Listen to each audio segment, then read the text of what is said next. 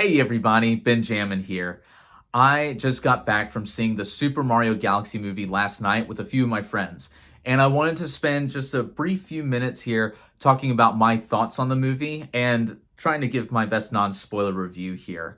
Because to be completely honest, I can't really go that much in depth on my issues with the movie without giving away some of the things that happen. So I'll try to be as surface level as possible here. Let's start with the good. The action sequences were absolutely amazing. I loved all the different set pieces that they had throughout the movie, and just the Illumination does this so well, where the action sequences are always like the most choreographed of everything. Another thing that really surprised me about this movie was the art style and direction and animation for this movie. More specifically, obviously, it looks mostly like an Illumination movie, but really does capture the essence of Super Mario Galaxy very well. At the same time, though, there are a couple moments where they actually take some different animation styles and different ways of displaying art in general that I was really surprised by and I really appreciated seeing.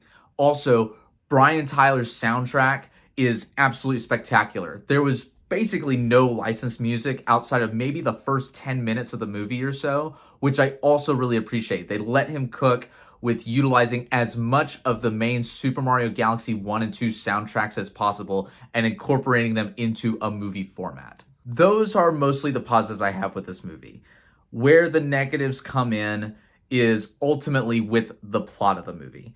The setup of this movie, let me be clear, the setup of this movie is really, really good. The first 15 to 20 minutes, as they're about to launch people up into space and all those kind of things.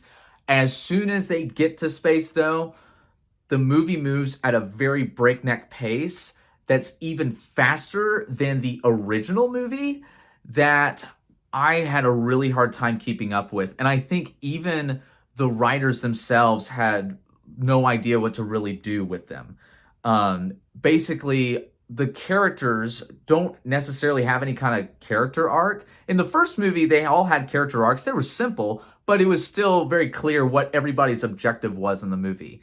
But in this one, there's some clarity with what some of the characters have, like with Princess Peach, and even Mario to some extent, though it's a little bit too basic to me.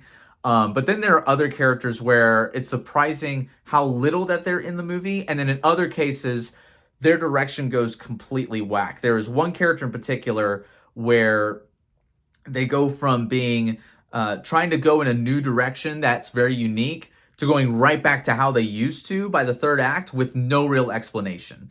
And that was really frustrating to witness on screen, because I liked the new direction they were heading with this character, and then for them to just kind of revert back to how they used to be, it it just wasn't very satisfying at all. If I had to summarize this idea, I think Illumination and Nintendo were so wrapped up in trying to see how many references can we cram in here, how many different action set pieces can we have, how many different planets and everything.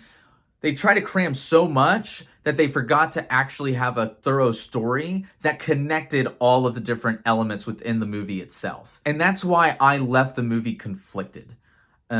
As the credits roll, which by the way, the movie ended just very quickly and also ended not in the way that I was hoping a Super Mario Galaxy movie would end, and you'll know exactly what I mean when you see the movie. It just didn't end the way that I wanted it to, which there's nothing wrong with that necessarily. It's just, again, how it all comes together was clearly not a priority here. It is what it is. If I had to give this like a number score out of 10, I'd probably give it a 6 out of 10. A 6 out of 10, I think, is just the right spot for this movie overall. And that's honestly giving the movie some grace because of how well it does all the things that the Mario movie did well the first time around, that it also does well here. That's all that I can really say without giving any more specifics away. If you really enjoyed the first Mario movie, I think you're really going to enjoy the second one. If you didn't like the first movie, you're definitely not going to like this one. I don't see there being necessarily a thing that makes you like this movie more than the first. The only way that could be the case is if you're a really big fan of Super Mario Galaxy specifically. Last thing I'll mention is that there are some cameos in this movie that are non-Mario related. If you want to try and avoid those as much as possible, stay off the internet and see this movie as quickly as you can.